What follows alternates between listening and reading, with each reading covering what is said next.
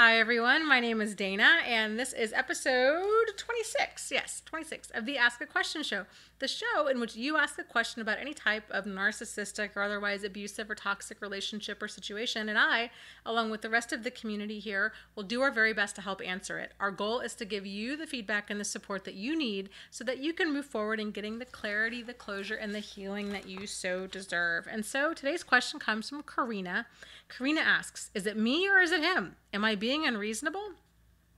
I am so confused. I've dated this wonderful guy now for 6 months, and we've been on and off because every time we have a disagreement, he gives me the silent treatment. I thought he was just being a jerk.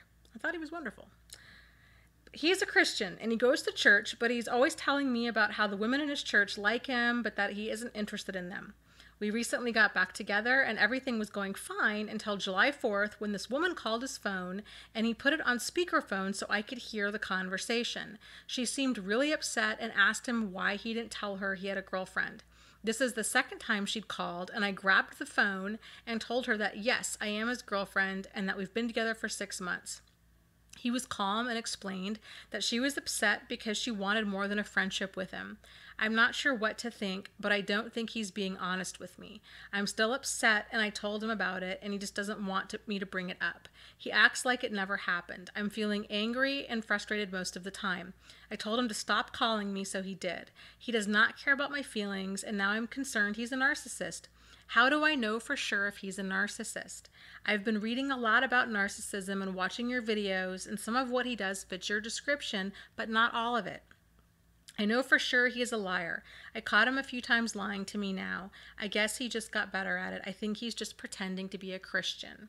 Okay, Karina. Thank you so much. You ask a lot of fantastic questions, and I hope that we can give you a lot of fantastic answers. So let's kind of rewind. I want to point some things out to you as to where kind of some issues that I'm seeing here. Okay, so first, you start off with, I am so confused, right?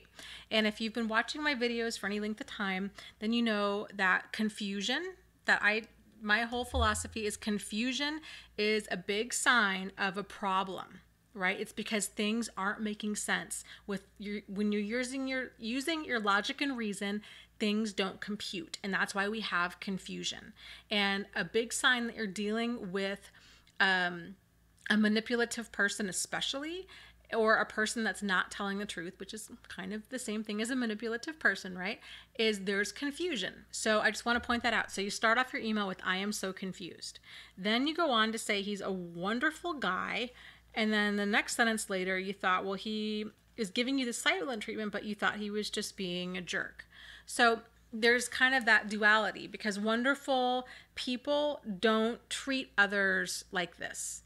There might be things, and this is, I think too, a lot of people that get caught up in manipulative relationships, they stay in it for a really long time because they don't identify it for what it is. They're very confused, right, by the behavior. Because on one hand, you might have, and I fully believe that on one hand, he probably has a lot of like really fantastic behavior. He's probably really likable and charming.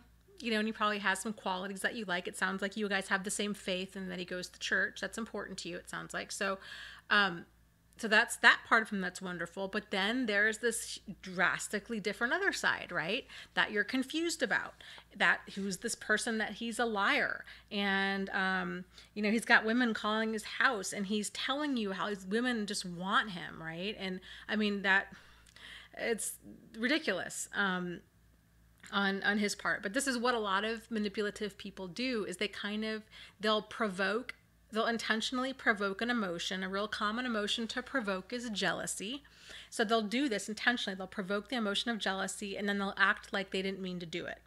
And then they'll spin it back on you saying, oh, well, see, no, because you have issues. You must have issues with men or with trust. But the reality is, no, that's weird behavior. Anybody would have a problem with that. So you're right in thinking that that is weird behavior because it is. And let's see, the whole girl calling his house, he put her on speakerphone.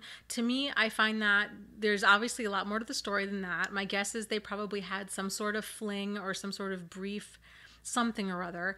And that, in my mind, was a very humiliating and degrading and wildly hurtful and inappropriate way to embarrass her.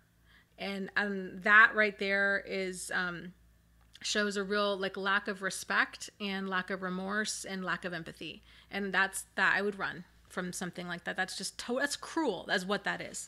It's really cruel. So he spun that whole situation to really get a lot of attention for it, and to be like, well, look at how wanted I am.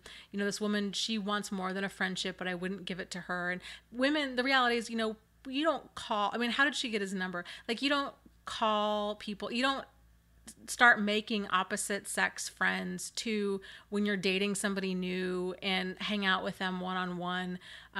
Like, that's squirrely behavior. It's one thing if they've been friends for, you know, a long time before you guys met, but like if he's out making friends with new women, that's a huge red flag.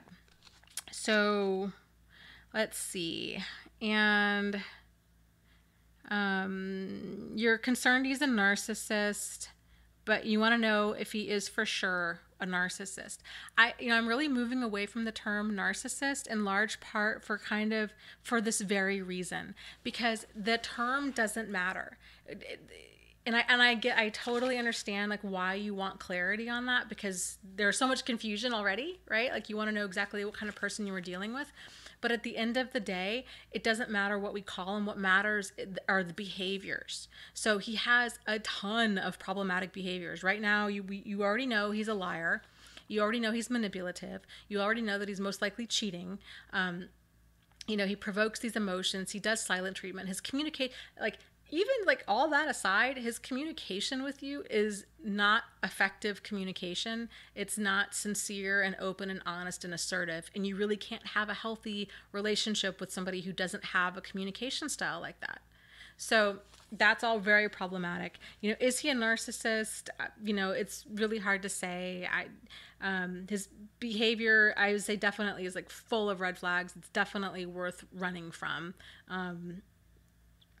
You know, so I never diagnose. I mean, first of all, it's outside of my scope of practice. I'm a psychiatric nurse. I don't diagnose people with personality disorders. So it would be outside of my scope of practice anyhow. Even if I were to diagnose somebody, I definitely wouldn't do it, you know, based off of like one email or just one conversation. But definitely he's got a ton of problematic behavior. Any one of those things is a totally valid reason to run for the hills. Okay.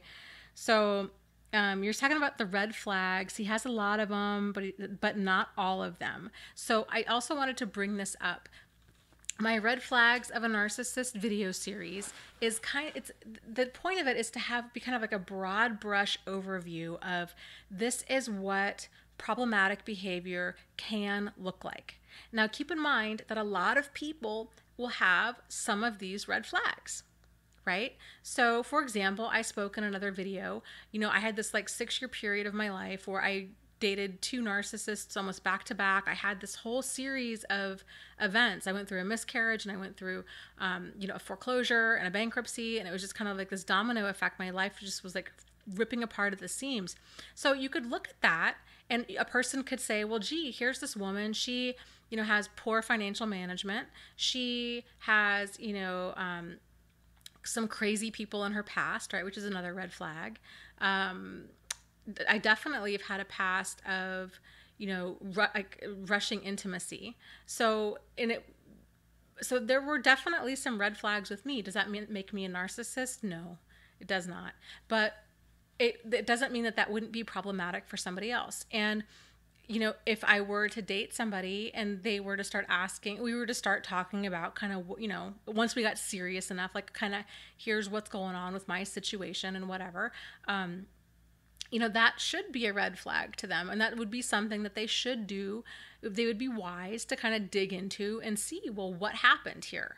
Why did she file bankruptcy? Why did she file for a foreclosure? Why has she dated so many crazy men, right? To really see kind of, was this behavior, was it a pattern of bad behavior that kind of like led up to this? Or was the bankruptcy, was it, excessive spending, or kind of what triggered this?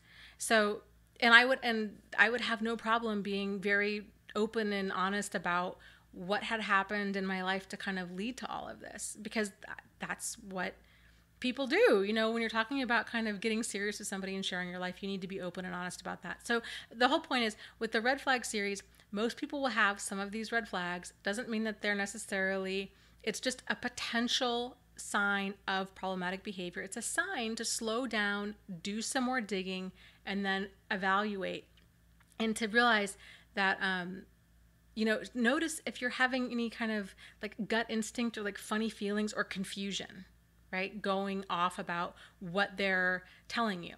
Because if things aren't adding up, they're not adding up. And things add up with normal, decent people. Because truth is part of the equation.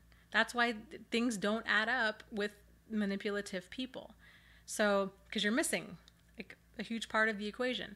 So, I hope that helps. You know, this guy definitely does not sound at least like a Christian in the sense of a person that really does live their faith, which is what I'm guessing that the kind of person that you want. So that would be something good to screen for, right? It's really easy to say, oh yeah, I'm a Christian. It's really easy to go to church and to kind of have this public image, which a lot of them do, you know, bad people. Because there's kind of a saying like the best hiding place for evil is behind good.